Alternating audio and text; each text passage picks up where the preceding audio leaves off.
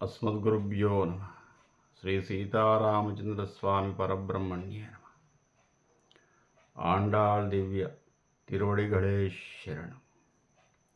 ధనుర్మాసంలో మనం 23వ రోజులోకి వచ్చేసాం. ఈ రోజున స్వామివారు మేల్కొనే విధానాన్ని వర్ణిస్తున్నారు గోపికా స్త్రీలు.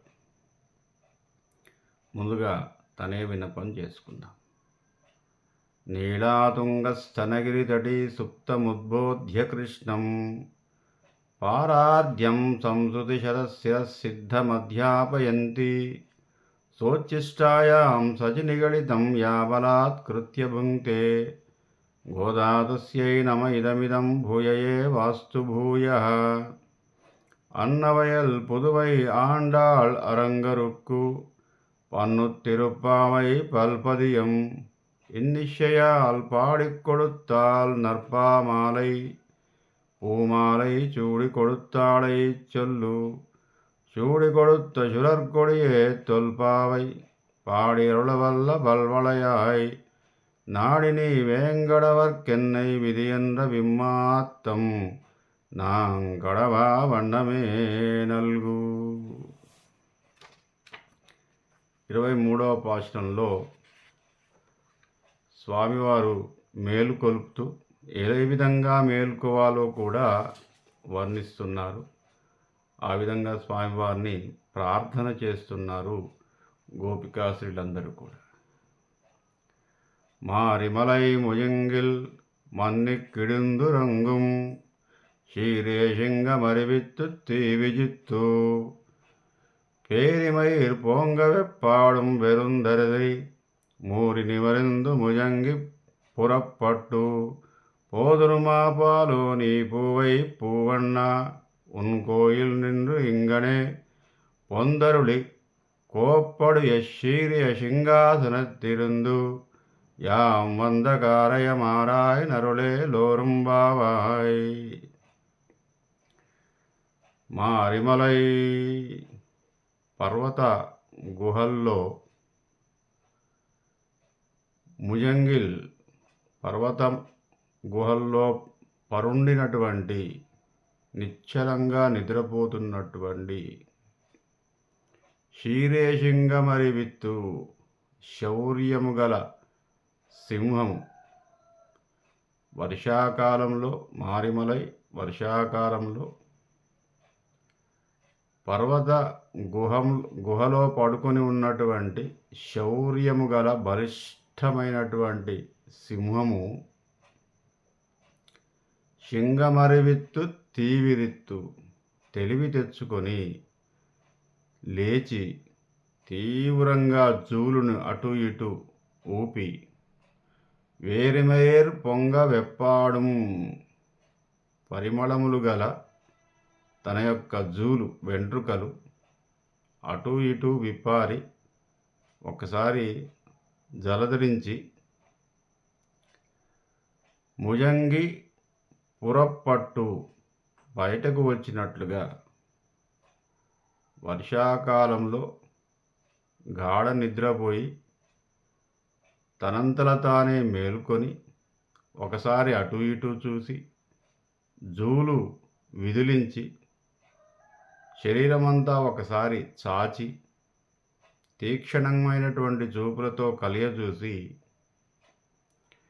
మూరి నిమిరిందు అంటే ఒకసారి ఒళ్ళంతా కూడా సాగదీసినట్టుగా సాగదీసి ముజంగి గర్జించి పురప్పట్టు బయటకు వచ్చినట్లుగా ఓ స్వామి ఆ విధంగా బయటకు వచ్చేసి నీ భవనం నుంచి పోదురుమాపాలై సాగిపోవునట్లుగా నీ పూవై పూవన్నా పూల వర్ణము గల నీ శరీరము గల అందమైనటువంటి శరీరము గల గానుగు పువ్వు వంటి వర్ణము గల ఓ శ్రీకృష్ణ నీలమేఘఛాయతో అనంతలోకాల్లో ఉండేటటువంటి భక్తులందరినీ కూడా ఆకర్షించే విధమైనటువంటి శరీర లావణ్యము గల ఓ పరమాత్మ నీవు కోయిల్నిందు నీ భవనము అంటే స్వామి ఎక్కడ ఉంటే అక్కడ కోయిల్. కోయిల్ అంటే దేవాలయం. నీ దేవాలయంలో నుంచి నీవు పరుండినటువంటి భవనం నుంచి బయటకు వచ్చేసి స్వామి ఇంగనే పొందరుళిక్కోప్పుడయ మనోహరమైనటువంటి సింహాసనం మీద వేంచేసి పడుకొని ఉన్నటువంటి శయ్యాగృహం నుంచి బయటకు వచ్చేసి సింహంలాగా నీ యొక్క సింహాసనం ఏదైతే ఉందో నీ భవనంలో రాజభవనంలో ఉన్నటువంటి సింహాసనం మీద అధిష్ఠించి కూర్చొని ఉండి శీర్య సింహాసనత్తిరుందు మనోహరమైనటువంటి సింహాసనం మీద కూర్చుండి యాం వంద మేము వచ్చినటువంటి కార్యం ఏదైతే ఉందో మా చేత చేయిస్తాను అన్నటువంటి ఈ యొక్క కాత్యాయని వ్రతము శ్రీవ్రతం ఏదైతే ఉందో మాకు సెలవిచ్చి మమ్మల్ని అనుగ్రహించి కార్యమారాయ్ మమ్మల్ని పరిశీలించి మా యొక్క కోరికను మన్నించి మమ్మల్ని దయచేసి మమ్మల్ని కృతార్థులను చేయవలసిందిగా ప్రార్థిస్తున్నాము స్వామి. మమ్మల్ని కృప చేయండి. మా మీద చాలా కష్టపడి ఉదయాన్నే లేచి అందరినీ తీసుకొని వచ్చేసి గోపికాశ్రీలందరము కూడా ఇంటింటికి వెళ్ళి చలిలో బురదలో వచ్చేసి మీ ఇంటి ముందు మీ కాపలాదారుని యొక్క అనుజ్ఞ తీసుకొని మీ నాన్నగారిని ప్రార్థించి మీ అమ్మగారిని ప్రార్థించి మీ అన్నగారిని ప్రార్థించి నీలాదేవిని ప్రార్థించి మీ దరి చేరాము స్వామి. సింహంలాగా బయటకు వచ్చేసి మీ యొక్క సింహాసనాన్ని అధిష్ఠించి మా యొక్క కోరికను మన్నించి మమ్మల్ని దయచేయండి, కృప చేయండి. మీ కృపా కటాక్ష వీక్షణాలు మా మీద ప్రసరించి మా కోరికను మన్నించండి స్వామి అని చెప్పేసి గోపికాశ్రీలందరూ అమ్మవారితో సహా ప్రార్థన చేస్తున్నారు ఈ యొక్క పాశురంలో. స్వస్తి ప్రజాభ్య.